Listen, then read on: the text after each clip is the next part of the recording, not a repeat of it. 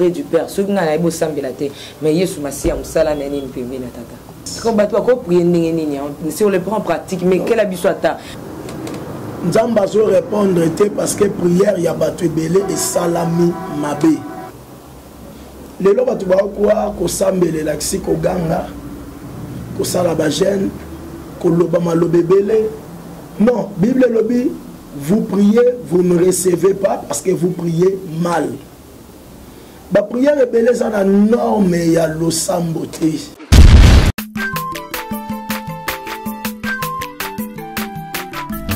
Azamwana motote, boa kosangai, abongwa ni pete, boa wangata, zambe ya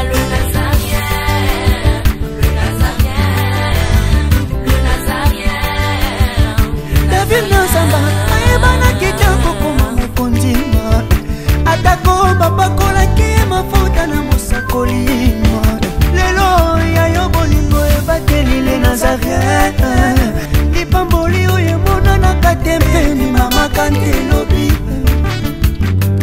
kolapie mapapu masopi mafuta tokokisitana elongo na nzambe oyo babenga na makomi Jésus naolia bakiti na bamesa atanya ukondoko namona yo achayo na mwamba la minito na kata bena katikata saki ya fufu. Oui, allô est-ce que tu bonjour. Boni. Et l'autre côté, et puis qu'il y a mon bureau à travailler tes micros. Donc dès que tu as un galère na niveau 0. Tout ça là boy. Moi il n'a pas bon vraiment mingité. Mais nazo tchela bino moi mtio naza nango na agence mon boy Nazareth. Qui dit sérieux. Oh. Maman, comment est bon donc yo pesa au fouti mbongo pour na partir à poto biso to ya to jibilo. Na bengi ya Scotty. Agence moi ifonga mi comme na Nazareth. Na kufie. Agence lisusu. Naka sa su mulongo kuna. Pour nous là susu. Kuna eza mamba mulongo te. Ye si afuti mbongo kuna partir à poto biso tozo ke ko récupérer biloko oli. Ah tika boyeko. Yeso mona makama bongo na monte. Bat papa simbongo kuna biloko ke récupérer biloko oli na agence. Ezalaka. Mais yango bandi. Maman. Dès qu'il a yebisi ngai mais na limité. Na lingi na mona ki mona beso. Poli kamba boye. Na monde na ne salamate. Maman, yebisa ngai. Ba pesi mbongo kuna biso to récupérer biloko oli awa. Ya solo boutique Nazareth. Ezali boutique ou ezali à distribution de produits alimentaires. Ah! Na sali poto sunga bandeko oyo même ba oyo bazana na peu de ressources comme la boîte bandeko on bazana niveau à Kinshasa même avec un petit rien. Donc à partir à $10, $15. Donc si on a un bon côté, nous devons na poto ko sunga yo a ozuka biloko kolia. Eh maman Nazareth nzamba pambola ya bakise mikole belé awa na sena mokili. Et bon awa tozawa poto yeba adresse awa. La boutique Nazareth a été ici à Kubungate, Toza Sir, avenue Monkoto numéro 1, direction Elengesa. Face à face na église catholique Saint-Vincent. Ah, direction Elengesa, Monkoto numéro 1, à face à l'église catholique Saint-Vincent. Ah, Saint-Vincent d'école. Bon numéro de téléphone, vous avez monté déjà vous avez on a 3 numéros pour Paris, vous avez un numéro pour la Suisse, vous avez un numéro pour la Suède. Ah! Non. Nazareth. Nous allons la Congo ici. Julia, nous allons kangisa kia fufu. Eh, ya modé, yo bandika na fufu. Oui, pour la Nazareth, tu as un système en bimbi, na mbongo shingo. Bon, ok. Vous allez sérieux. Qui dit sérieux. Abongwa ni pete, boa wangata, zambe ya le Nazarien. Nous sommes dans l'obligation de vous servir. Si nous vous servons, nous servons Elohim, le Dieu d'Abraham, d'Isaac et de Jacob. Je vous dis bienvenue, très chers fidèles téléspectateurs, dans cette émission Table Sainte, une émission dont nous recevrons les hommes de Dieu autour de sujets importants, très capitaux. la princesse de l'Éternel, humble servante de Dieu, la présidente du Parlement céleste, députée quoi. Comme je disais tantôt, bonjour et bonsoir chez vous, bien-aimés dans les Seigneurs. Avant toute chose, j'aimerais d'abord glorifier l'Éternel des armées, Jésus-Christ de Nazareth, le Prince de paix, l'omniprésent, l'omnipotent, l'omniscient par ses chansons. Et puis on se retrouve tout juste après cet élément. Merci beaucoup.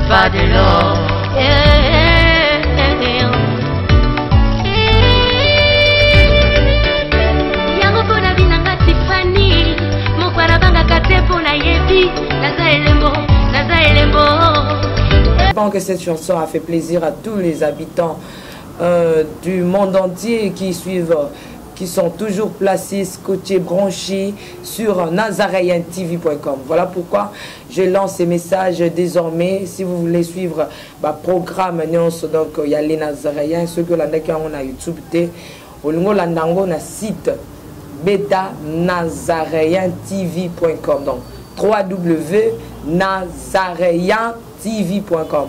Donc tu enlèves seulement le lait là, tu mets nazaréentv.com. Et tu vas mettre ça dans YouTube, tu as toujours le Nazaréen qui chasse et puis vous s'abonner sur YouTube, vous mettez les Nazaréens TV pour s'abonner à YouTube. Mais na YouTube tu mets ça dans bino ezali les Nazaréens Kinshasa. Donc ce que l'on dit wana te olingo landi la programme mususu ya le Nazaréen au beti www.nazaréentv.com. N'habitez ceux qui va couper cette chanson sur une image. Abongwani pete po awangata Nzambe ya le Nazarien. Merci beaucoup. Nalobi na émission Mukola Lelo, je reçois pour vous l'apôtre Amashia, à qui je dis shalom, bonjour l'apôtre. Shalom, bonjour. Bonne santé. Ça va. Kimia Ezali. Makasi. Merci. Na Moussel Nzambe, l'apôtre Tosolanan sur ce thème. Comment prier et quand est-ce que tu peux prier? Parce que comme de la Oyo n'a habité. N'a habité faut que ça en combo mutumsu soit bon de la ratika bon de la mutu pas bon de la rapo. Na ko bon de la mais to discutons un peu dans l'homme de Dieu mais ndenge zalakana ekoki kozanga te. Ma pendo yangu na batoto en France. Bolingo na ngai na bato France. Et mata. Il faut comme overdose. Neka to lobaka eza sous na ba Espagne, Texas, Allemagne, Canada, Suisse, Belgique, Hollande, partout, Chine, Brésil, Canada, Beni, Bukavu, Mbandaka, Kwilu, partout, Biska Bozali, ma big salutation. L'homme de Dieu, comment t'aimes et salut? Ouais, ça va bien parce que ça parmi ma cambo oyo, tous mis tungisa nango, tous comprendre les souhaiter. Batu ba tungisa biso mingi apôtre na sambeli tro nzambazo salate. Apôtre yo po sambeli nzambazo salate. Yango nzambango azala kaka to ado asila soit azaki neka pona bato ya Bible et puis bisoté donc maintenant c'est parce que tu partages. Oui, dernier mot tu golobana lo sambo zala non nini papa Amashia. Bon, le sambo en bref est un dialogue autour sala na Nzambe en vie. Il y a pour recevoir ma réponse, il y a ma question autour zanango. Ou bien il y a conversation autour ça là, tous exposer ma demande na biso des canaux où permettent à biso de s'expliquer où tu es sans problème, mais biso pas toujours la réponse non. Je pense que yo moko on a début émission lobby que na landio très bien lobby, mais balanzem ba loba est-ce que papa yo moko c'est le sambo simbité. Nzamba nga zali toi tikala ka ya bato Bible asila tout ça quoi donc et comme là on peut mozo comprendre que nzamba ça la soutien. Non, n'a pas en Haïti. N'a pas ya mutu asengi le sambo. Parce que normalement tu faut ba yebabou. Et ça na ba étape où ça la réponse en Nzambe et ya tembala moko. Et ça na ba étape où ça la réponse en Nzambe est tardée.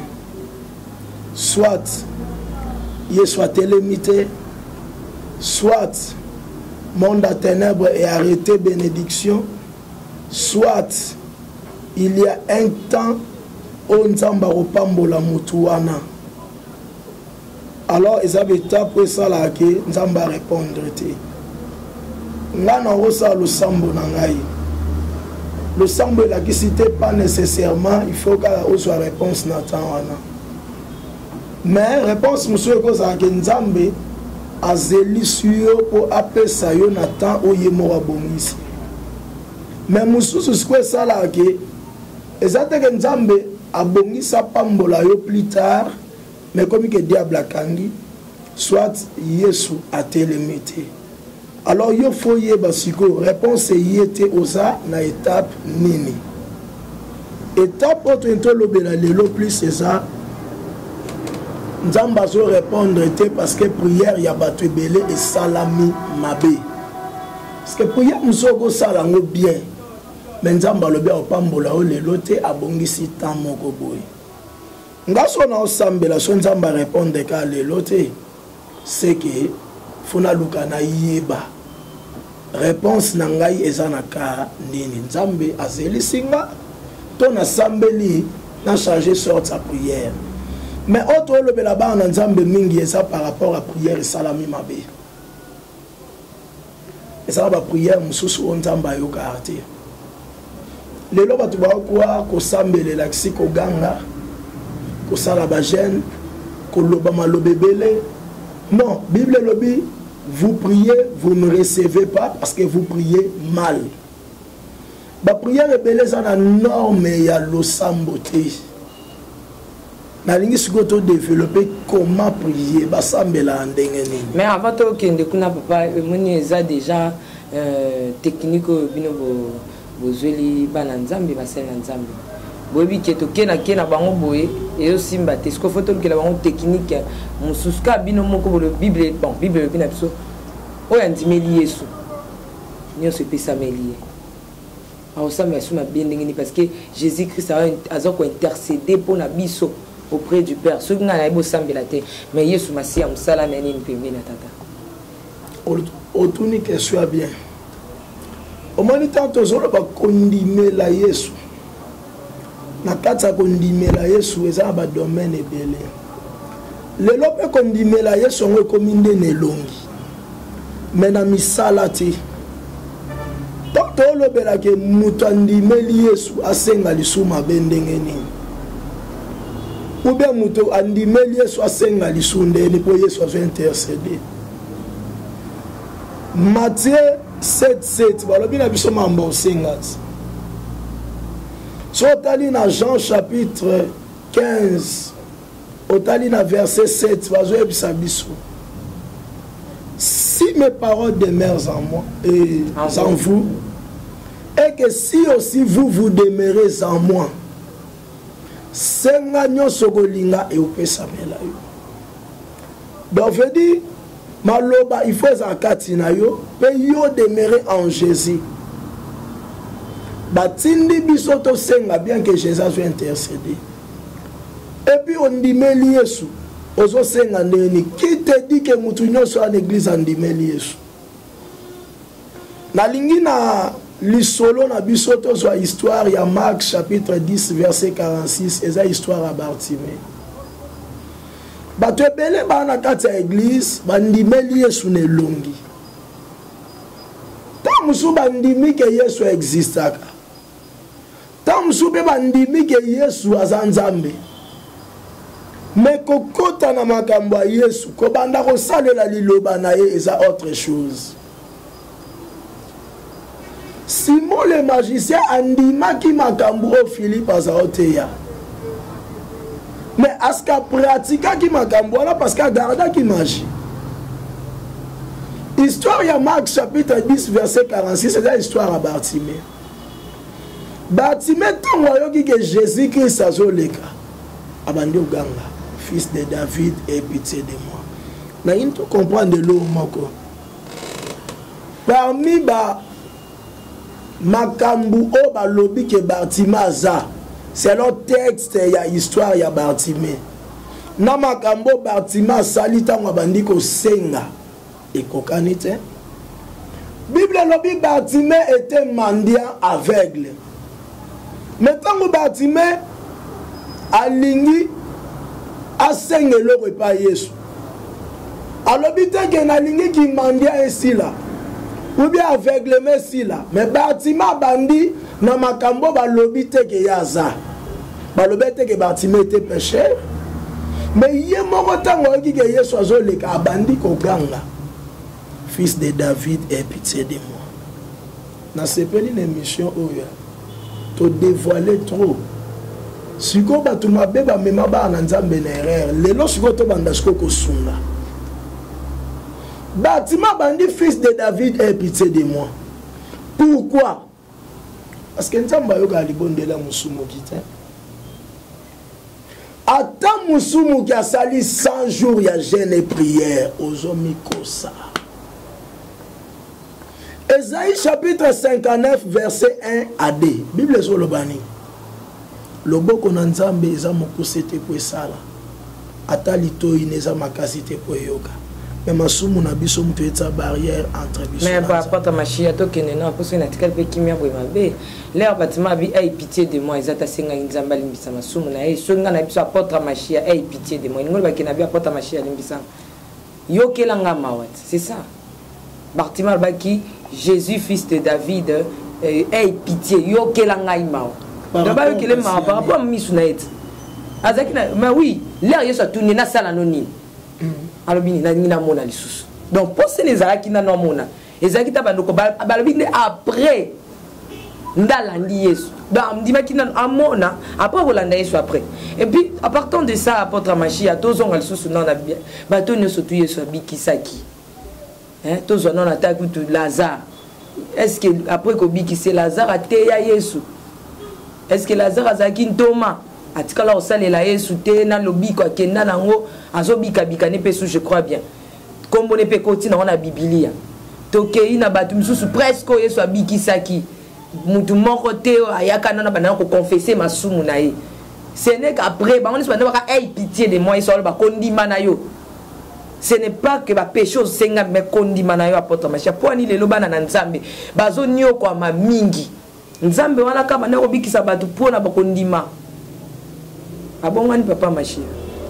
Le problème est ça boy soto obito sangi sanyo so na mbala moko batu ba perdre loko ba ko retenir maintenant bando répondre yo moko moko Jésus azan ba place mususu tango obikisa mutu avant big salobi tes péchés te sont pardonnés sans que mta singa péché na elimbisa yesu ye mona mawana lobi masumu na yo elimbisa mi obi siko place wana ezani atali foi atali disponibilité motema moto lelo mona ngo esute.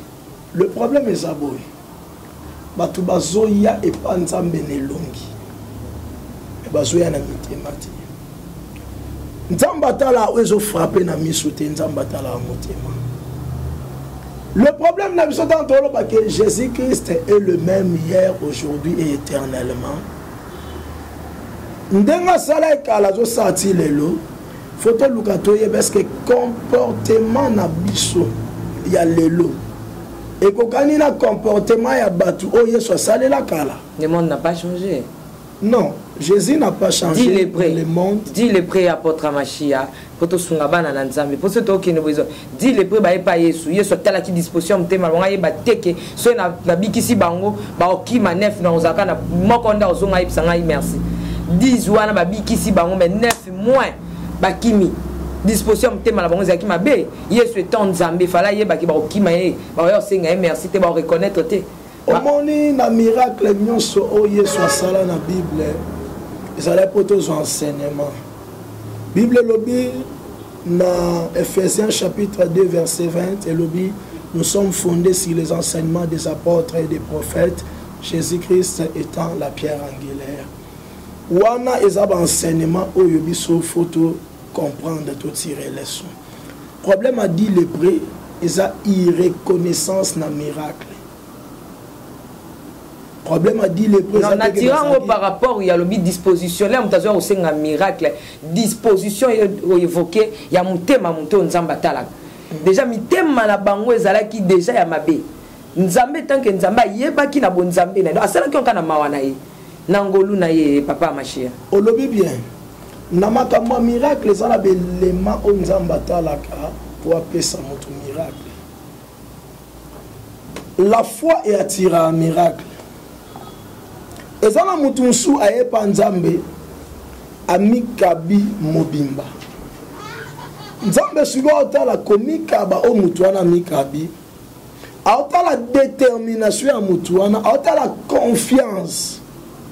En ce moment-là, tant que miséricordieux alimbisi masumunae accordé au yasolinga parce que aye komi pesa. L'irreconnaissance, c'est quelque chose où après miracle, Moutou déjà, a su miracle, a abandonné. Et ça, le quoi, tant que vous avez dit si moi, je suis en fragant de lit, abi va ne pêche plus. Quand Soumouka, Yami Balé, Soga Soumouka qui, on est commis après processus, il y a miracle à Liboso. Et comme il vit au vivre après le miracle, tout comportement au affiché après le miracle. On est avant le miracle. Apôtre ma chère, c'est que le par rapport à la prière. Donc la prière on zamba ya nolaka. Et c'est l'état d'âme ya mutu, topeta ya mutu, katinae, ezala pur. Zongi bien na question na non na zongi ne na question na komi na wana te na zuka makambo lobi ne na globe ce na tuna question donc il faut être na yo ezala nanu bien avant nzamba salelo c'est on a lobi bo et le kolobi yango wana question oyo tuni donc tuni yango na place na ngopo masolo qui est bien te ce qu'on a na tuna question wana ezaki na englober ka makambo lofu bongo ça boy faut me demander ça non bien. Faut pas nous sentir là pardon. Voilà, ça beau. On appelle cette histoire il y a Bartimée. Tant que Bartimée a fils de David et pitié de moi, yo le bien dans le cadre ya Yesu ayo que les mahamonisa. Non. Le problème est ça boy. Bartimée na vie naïe. Bah comme il bison nulle part que il avait reçu Jésus comme Seigneur et Sauveur, toi comme non. La majorité peut abattre surtout ba Yesu abikisa. Place morote Bible le bala biso que ba yambaka Yesu Seigneur et Sauveur. Voilà, parce que le Seigneur et Sauveur c'est venu après la mort de Jésus-Christ et sa résurrection. Voilà. Si vous processus ya Bartimée. Tobe étape o ya sala pour amona. Eza étape o biso ba chrétien le photo utiliser pour le sambo na biso. Bartimée salani. Tant que dit qu'on a fils de David et pitié de moi. Mais c'est apôtre Machia, je ne sais pas tout ce qu'on a parlé. Si on a le bilan apôtre Machia, yo kelanga mawa. Autour n'a pas yo mawa, ya nini. C'est ça ce que tu peux me demander. Est-ce que quand yo kelanga mawa, faut limbisa masuma, na quoi non nani, allez yo kelanga mawa. Ya tu ah, c'est rien que le mawa ndeni. Ah yo kelanga mawa na nzala so melanga talipa na lia. Il y a confirmé lorsque Bartimée a dit fils de David, aie pitié de moi. Donc, dans le cas de David, il y a Bartimée qui n'a pas sa lobby. Là, lobby, aie pitié de moi. La première question, Jésus a répliqué, Nasa noni. Olingi nasa noni, abina lingi na mona. Donc, maman, il y a un lobby qui a mis azoluka miracle par rapport à l'osambo na sengaki. asenga ki te balimbisa masumu ce n'est qu'après nzambe nde Yesu Bartima moninda landi Yesu. Merci. Romains chapitre 3 verset 23. Bible lobby car tous sont péchés sont privés de la gloire de Dieu. Donc veut dire à cause du péché adamique gloire na nzambe kendaki. Biso nyonso sur la terre to comme dit privé na gloire de Dieu. Or tant que gloire na nzambe keyi nde to comme parler na ba aveuglement, ba maladie, ba tout biloko na nyonso souffrance en général. Au départ nzambe kela mutu aveugle te. C'est le péché nde ya ko sala ke ba aveuglement wana eya. Alors tant que Bartimée azolinga gloire na nzambe zonga na vie na ye. Tant que je vais pitié de moi, ça la allusion à quelque chose, ok bien. Alors ça a besoin de l'euro mais Jésus a passé en amawa. Est-ce qu'au départ, quand Dieu donnait, alors il a tout dominé, assujettir, est-ce qu'après ça, il y a un amawa? Pourquoi mawa intervenir? Est-ce qu'au départ, on a les alaki? Souffrance des alakité, malade des alakité, Nzamba pesa qui n'y se pas moutou. Et puis moutou a 50 ans. Parce que je te dirais une chose, parmi les thèmes qu'on a développé, Dieu a donné na mutubilo sans pour autant mutua senga. Et puis nous avons que même si koyo, biloko biso to senga nzambe, na onzamba pesa biso yemo ya ofele, o pesa biso ya ofele et lekina auto senga kai. Mais on ça a développé. Soki mutua sumugarate, Bartimée d'abord a ko senga Yesu te gena mona. Et puis encore c'est par pitié. Non. C'est parce que le péché est ya, mabe ya, maladie ya, ndeto komo senga, et puis to senga ngona mawa. Tant to ba ke Yesu ayoke la mawa. C'était azo sa la allusion à nini. Parce qu'il connaissait que Asa un pécheur, Azo méritait, mais par la grâce qui est la faveur imméritée de Dieu. Avant la mort de Jésus, grâce à Isaac qui n'entendait pas. C'est dans le cas général. Non, quand on a parlé avant la mort de Jésus. Là où on soit Bartimée, c'est avant la mort de Jésus. Grâce à n'a quitté. Par la grâce, par rapport à la faveur imméritée. Voilà parce que tu as l'histoire de Bartimée, mais tu n'as pas l'illusion de la vie à Barnanzambe. Donc la grâce, c'est une faveur imméritée de Dieu. Donc Nzambe ayokela biso mawatan to senga. Mais par rapport à Bartimée, je te dirais que tant azolo ba Yesu yokela nga mawa parce qu'il savait que azo méritait te kozwa. Mais papa, partons un peu na ba vie na biso. Tu vois les gens batu oyo au tali pe na vie na ozo non. Yemo ka ba ndenge na zambe na sala ka fort. Mawa Nzambe nini nga la belela te. Je fais le fort attaque na koya na masengi nyati. Nazolande la marche nanga ya bonzambe na kati na Yesu Masia. Mais vie nanga izo tourner kaka wana. Nzamba zo yoka ngate, nzamba zo tala ngate, na ebite so nzamba bosa na ngai. Pratique on nzamba bande ko salela. Ngana lo ba eloko mo papa machia.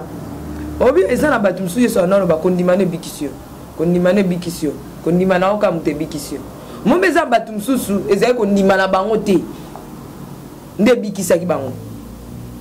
Comme exemple, Moutou Azaki na piscine, il y a Bethesda. Azen a condimate. Yesu yemo quoi. Écoute, moi tourner question, il y a sa réponse moussous. Yesu a ebisienine, bika. Donc Yesu yemo kataki condimana. Mais pourquoi Yesu anaka kwa sala kinata? Akoko ya pété na ba mawa ba nako yoki la bat na ta kala. Na koza ma liboto ngwe lekika nzambe na kufela ki bango papa na kufe pona liboto. Sala bango bolamu, sala bana na bolamu, sala bango bolamu. Papa machine. Oui, non, le baboy. Au moins, un miracle, et ça, les à part la foi. Si vous foi, un exemple, c'est un exemple bien. Miracle, monsieur, que ça, les la foi, il y a un moteur de Sambe la pona. Le quoi, il y a paralytique, il y a Bethesda. Miracle, monsieur, que ça, les la foi, il y a Yomoko. Le quoi, Bartimée, ta foi t'a sauvé. Miracle, monsieur, que ça, la foi, il y a bateau, il y a yo. Le roi les paralytiques apporté par 4 personnes. Je montre ma façon. Si vous photo lukato yeba lelo, que yo mutu o miracle fait ça dans la vie na yo. Et ça dépend de la foi na yo. Na foi mutu ensemble la pona yo, soit na foi mutu amemi yo. Parce que non le balelo.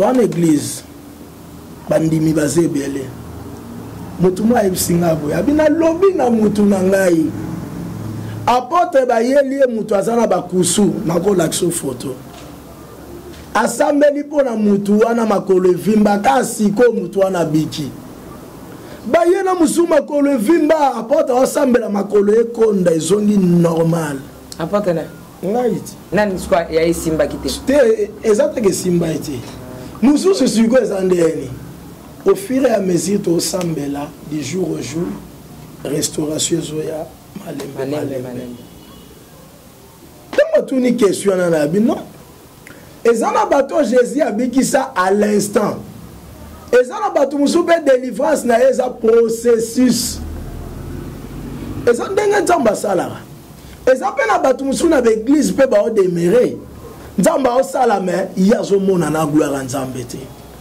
tozongi place na bandai ne bandeli tant musuma wa nzambe za likolo na yo. Mais le problème est qu'il faut zélander Sarah il fallait zélander kobota maya Isaac. Il faut zéla. Mais par rapport à cause les gens enseignement mon akatiwana parce que tout le monde ne peut pas attendre.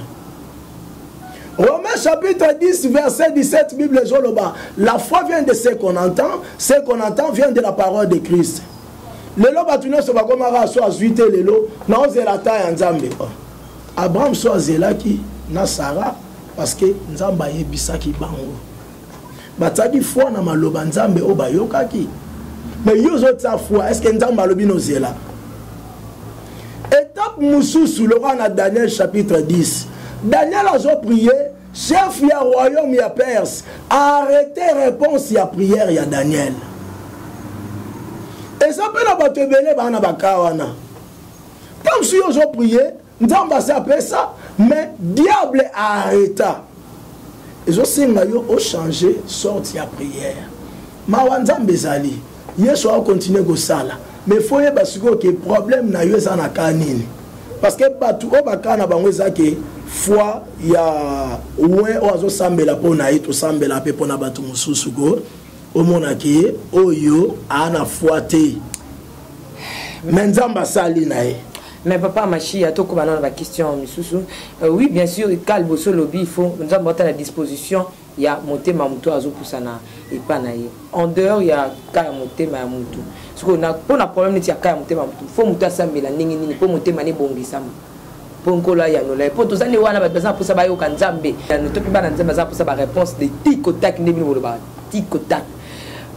Pour la disposition, monter Mamoutou et Seigneur la salle à Sambela, Ningini, sur le plan pratique. Nazongi na kaya Bartimée na expliqué.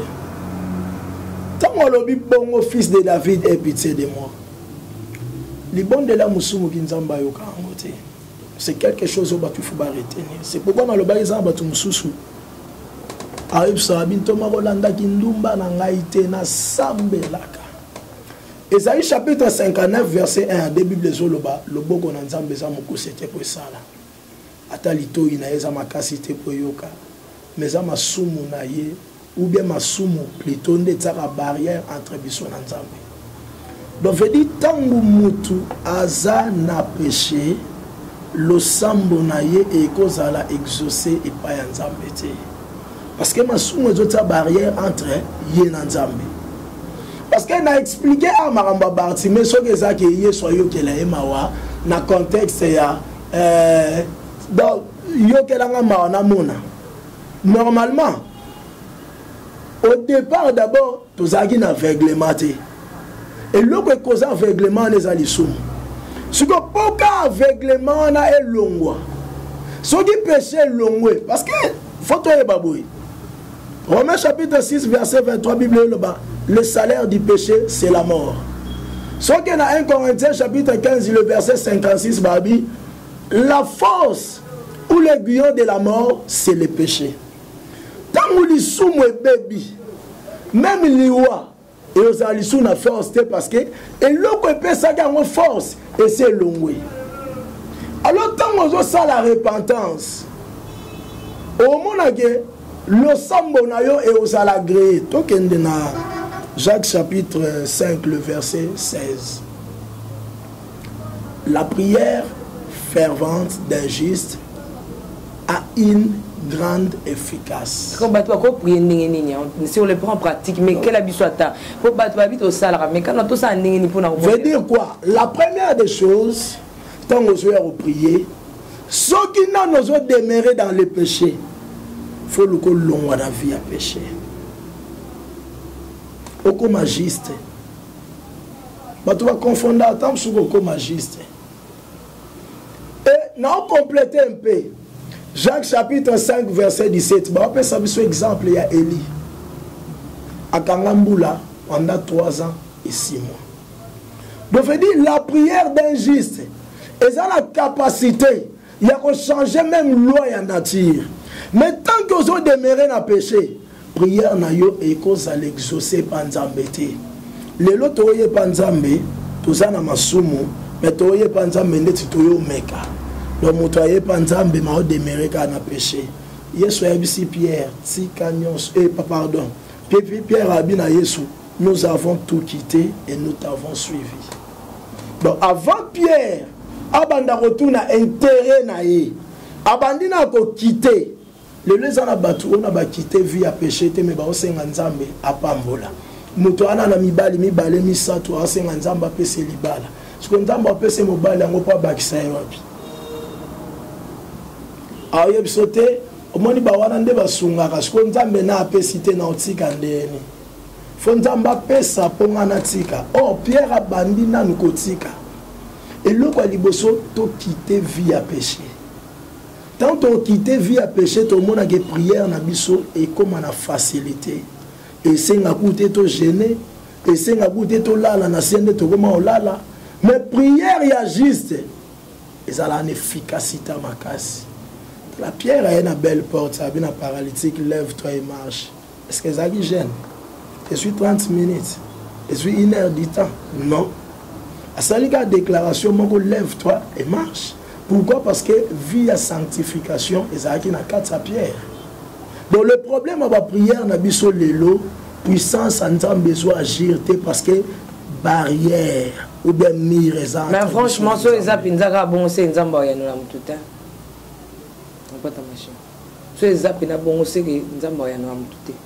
Pour tout le monde, à l'exception, je ne sais pas. Pour vivre comme tout le monde a battu, on a pas vivre dans la vie. Le bilan pas prophète John Ngefay appelé Ngendu. Ba vie na bango zo ko avancer. Bazo sambela même na millier na bino pasteur bozo matame. Ba appelé Ngendu ezali même ba via ba sœur pe l'église au monde entambo ba me appelé Ngendu azo mata tout ça. Mais ce que ça dans contexte wana alors musala Yesu Masia ne kuluso ezalani. Musala Yesu Christ eza œuvre ou salami pour biso to s'attacher na œuvre wana. Donc veut dire quoi? Il y a la part de Dieu ou la part de Jésus, ça peut la part à moto.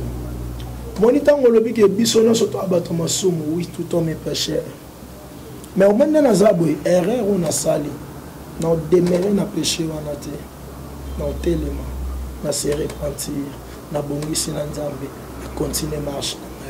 Et ça le bateau li somme les accidents et puis tant on sali on a regretter abimi.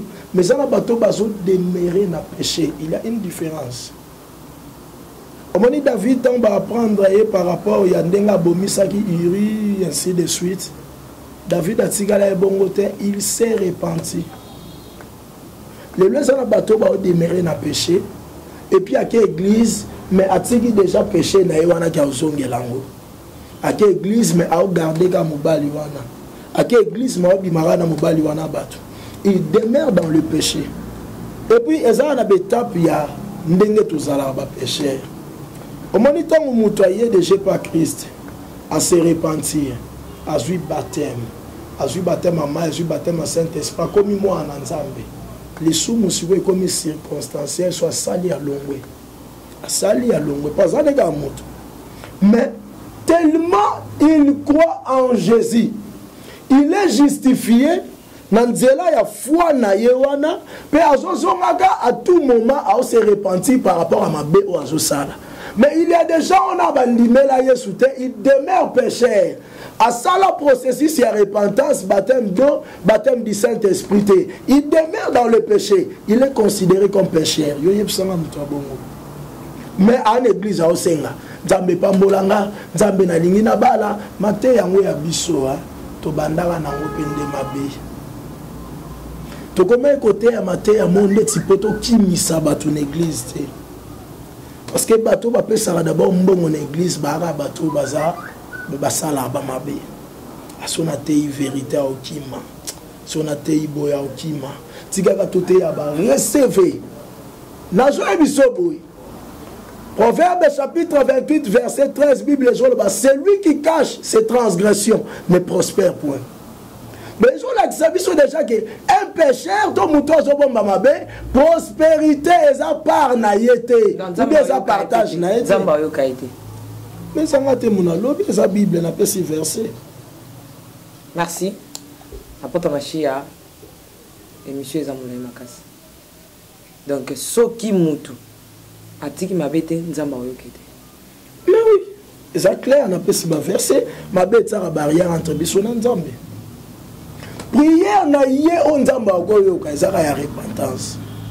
Avant que tu la prière. Différence ces années ni poto soki sa émission na biso tango on a ancienne alliance o ezalaki na motumbi mbeka ndazo ya kosenga pardon bato tika barrière ezalaki wana rideau à temple ezaki ya kokangama il fallait mutuka moko akota so pe mutanga koti ba bangela e batie mo singa na lokolo po ebenda alors là Yesu basi ya lobike to moni rideau à temple fongwami mutu to akota barrière ezasute Yesu na croix lobi père tout est accompli bato nyonso tout ndenge opesa ki ngai na bungisa ta mutu moko te tata limbisa bango sauf le fils de la perdition. Voilà, c'est le fils de la perdition, ils en a singulier, ils en a pluralité, sauf les léon ils en a pluralité, ils en a singulier, donc ça les cas Judas.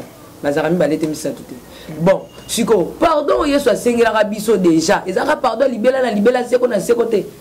Pour na roba qui est sur qui to wanda ko ya selon batu. To wanda ko ya côté sibiso. Déjà le baki papa limbisa bango. Ba yebi makamba sala raté.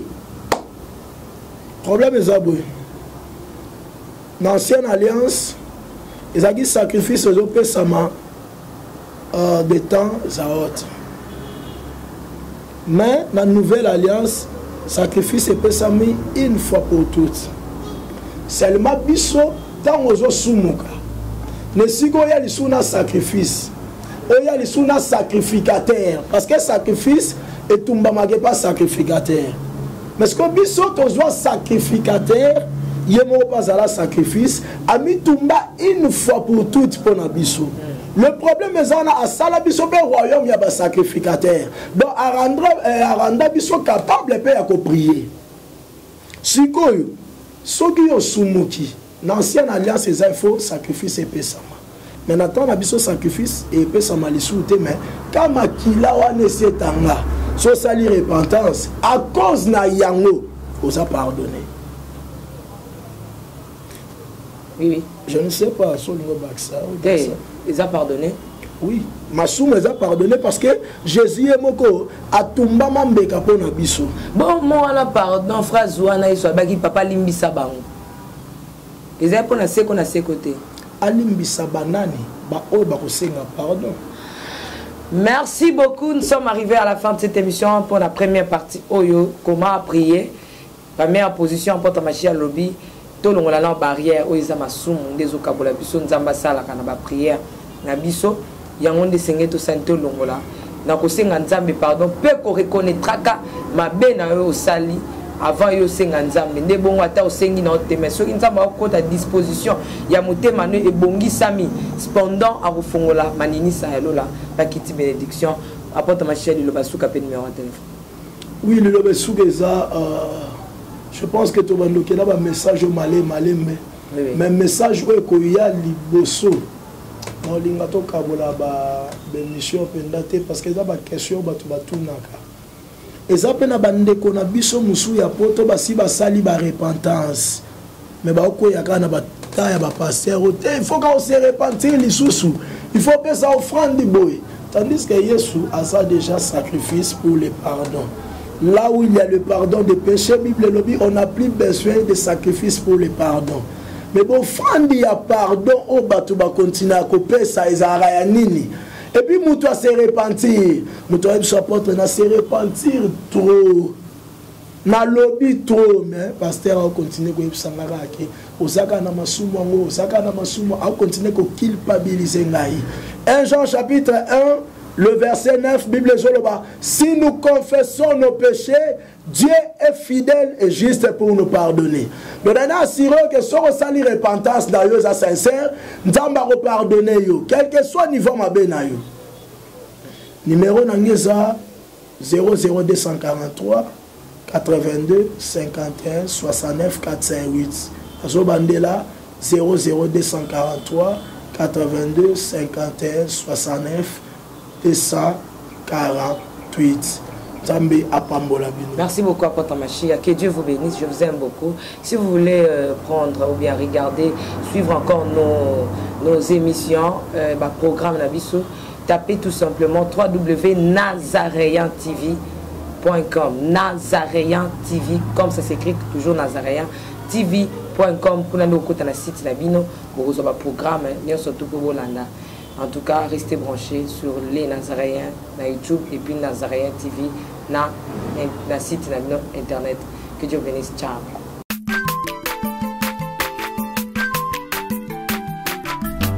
Azamwana motote po akosangai abongwani pete po awangata Nzambe ya le Nazarien, le Nazarien, le Nazarien. David Nzamba ayebana kitoko koma mokondima atako babakolaki mafuta na mosakolima lelo yayo bolingo ebateli le Nazarien lipamboli oyo emonanaka te mpeni mama kantelo